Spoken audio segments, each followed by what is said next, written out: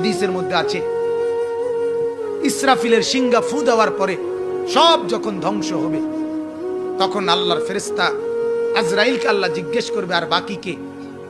আজরাইল বলবে, আল্লাহ আপনার আরশ ধরে আছে 8 জন ফেরেশতা, তারা বাকি আছে, এবং আমরা 4 জন ফেরেশতা বাকি আছি।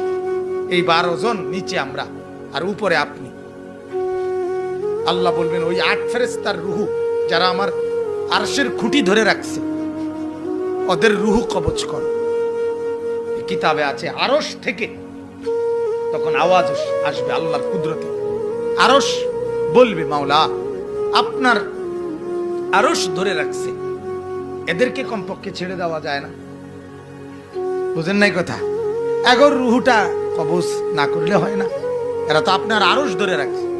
এই তখন আল্লাহ তাআলা বলবেন, হায় কি বললাম, যদি এদেরকেই ছেড়ে দেওয়া যেত তাহলে আমি আমার বন্ধুকে ছাড়লাম না কেন? কথা বুঝেন নাই?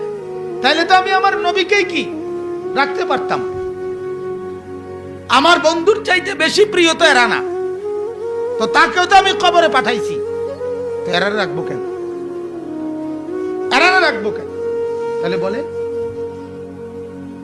কবরে যদি সরদারে তো আলম নবী যাইতে হয়, হাদিসের মধ্যে আছে, আরে আমি নিজে পড়ছি মিয়া, হযরত ফাতেমা রাদিয়াল্লাহু তাআলা আনহা, নবীজির মেয়ে ফাতেমা, যখন আল্লাহর নবীর ইন্তেকালের পরে উনাকে মাটিতে দাফন করছে, উনি কাঁদতে কাঁদতে তখন হযরতে আনাস ইবনে মালিক রাদিয়াল্লাহু তাআলা আনহু, তিনি এই আনাসকে বলছে, হযরতে ফাতেমা মানে বিরহে, বাবার বিরহে, নবীজির বিরহে, হযরত ফাতেমা রাদিয়াল্লাহু তাআলা আনহা হযরতে আনাসকে বললেন, আনাস কিভাবে সম্ভব হইল?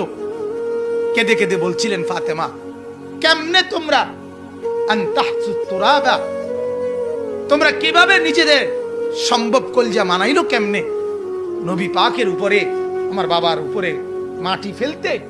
তোমরা কলজা কেমনে মানলে? কেমনে মাটি দিলা? কেমনে দিলা? আল্লাহ রসুলের পবিত্র দেহের উপরে মাটি ফেলে দিলা? কথাটা বুঝেন না? মানে মনের কষ্ট, আবেগে উনি বলছে কেমনে সম্ভব? তাহলে আল্লাহ রসুল সাল্লাল্লাহু আলাইহি সাল্লামকে মাটি কবরে রাখা, মাটি দিচ্ছে এটার উপরে, সাহাবায়ে কেরামের কলজাটা কেমন লাগছে কোন? হ্যাঁ, একটু ভাবেন, আপনার বাবার কবরে মাটি দিতে আপনার কেমন লাগে? আর পেয়ারা নবী যার জন্য সাহাবীরা জান কোরবান দেন, ওনাকে যখন মাটি দিচ্ছে